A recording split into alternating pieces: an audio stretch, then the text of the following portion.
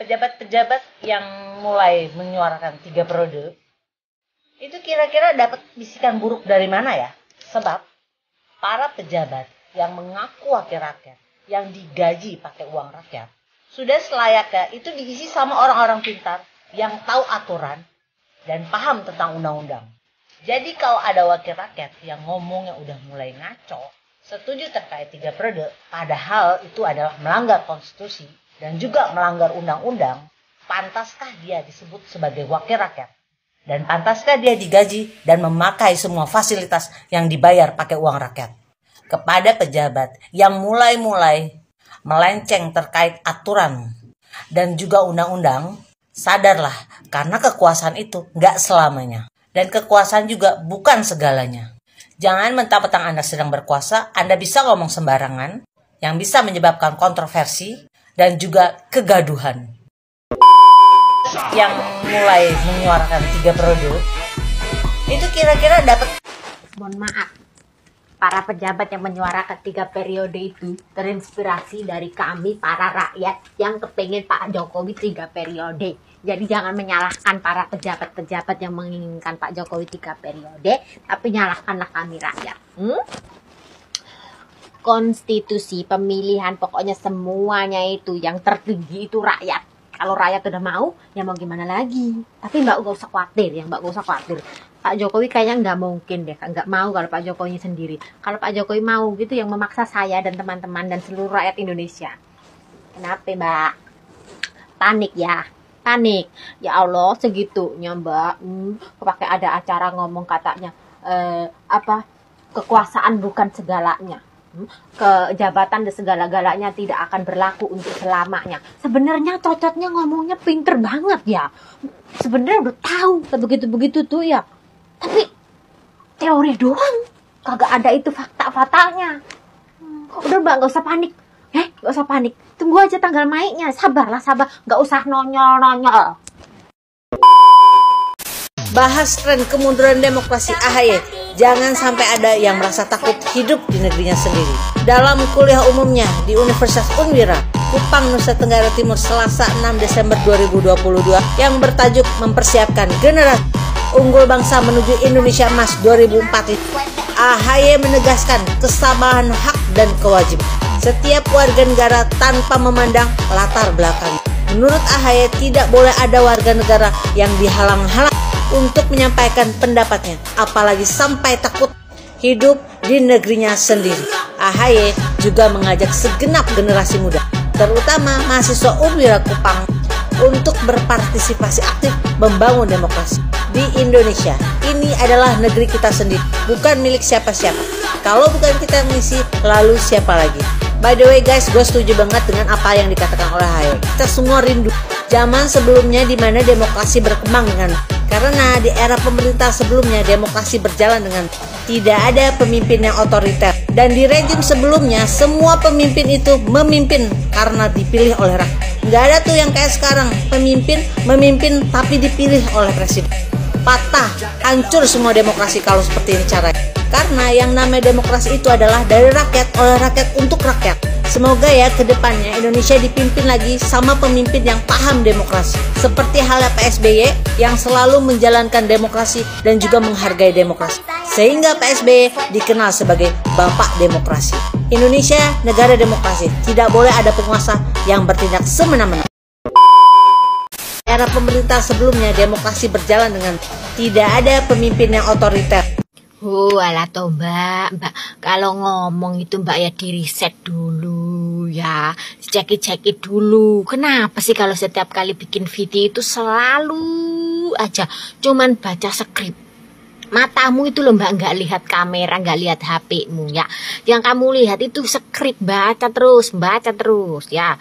Nggak ada yang dari otaknya sendiri, yang kayaknya kamu tuh nggak riset gitu loh mbak.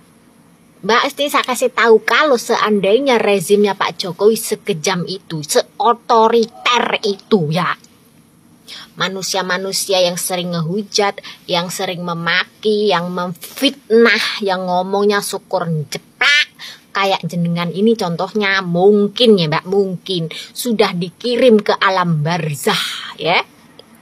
Sudah husnul khotimah mujur ngalor menungso sampean ki. Wis to.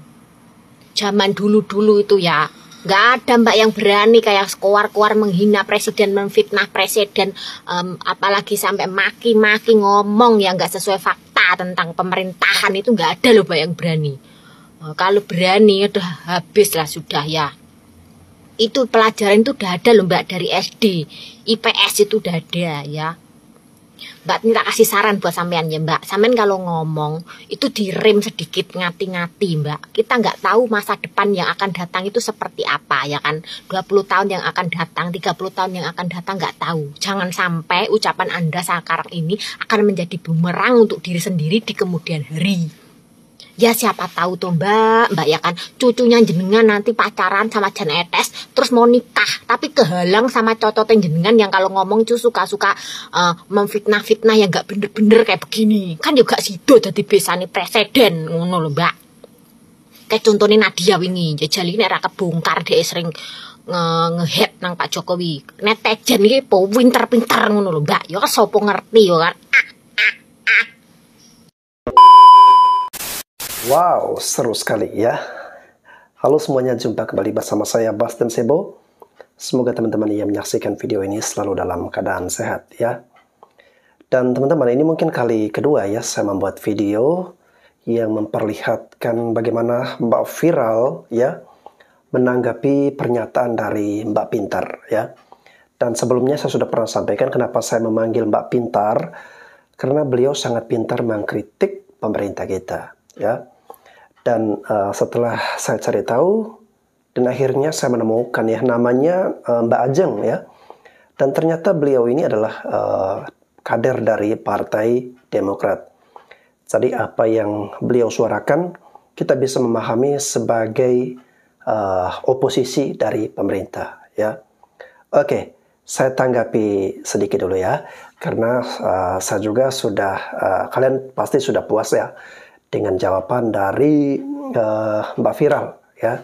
Jadi ada dua video yang di stitch oleh Mbak Viral. Yang pertama tadi terkait dengan 3 periode ya. Untuk presiden 3 periode ya. Saya merasakan, ini pribadi saya merasakan bahwa sepertinya tidak mungkin ya. Kenapa tidak mungkin? Karena kita melihat dalam setiap pidato Pak Jokowi ya, beliau sudah menyatakan dengan tegas bahwa beliau menaati konstitusi, beliau tidak berniat menjadi presiden 3 periode, dan beliau sendiri dalam pidato terbaru di hadapan relawannya, beliau mengatakan seperti memberikan gestur dukungan pada salah satu figur tertentu ya. Dan yang menginginkan 3 periode seperti yang sudah dikatakan oleh Mbak Viral tadi, itu adalah dari kehendak masyarakat ya, rakyat Indonesia yang sebagian besar sangat menyukai kepemimpinan dari Presiden Jokowi. Dan benar sekali juga apa yang dikatakan oleh Mbak Viral, bahwa kalau mau disalahkan ya salahkan rakyat, karena rakyatlah yang mengkehendaki. Lalu yang berikutnya terkait dengan kebebasan dalam berdemokrasi, kebebasan dalam menyampaikan pendapat ya. Dan Mbak Ajeng atau Mbak Pintar di videonya itu dia mengatakan pemerintah sebelumnya Pak SBY itu lebih demokratis ya. Dan orang bebas untuk menyampaikan pendapat, tidak seperti zaman Pak Jokowi. Ini juga disuarakan oleh AHY ya, yang mereka seolah-olah menggiring statement atau opini bahwa pemerintah yang sekarang ini tidak memberikan kebebasan beropini, kebebasan berpendapat di masyarakat kita ya.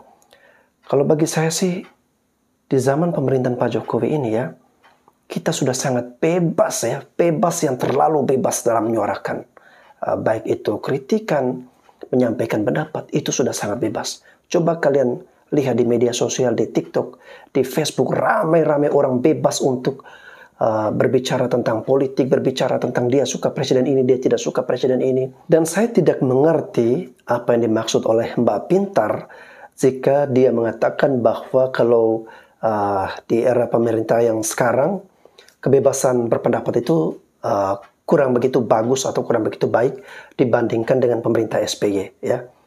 Jadi statement ini mungkin saya kurang setuju. Ya, kalau yang mereka maksud misalnya ada orang-orang yang ditangkap, ada orang-orang yang dipidanakan karena menyampaikan pendapat, itu saya rasa pendapat yang sudah terlalu kebablasan.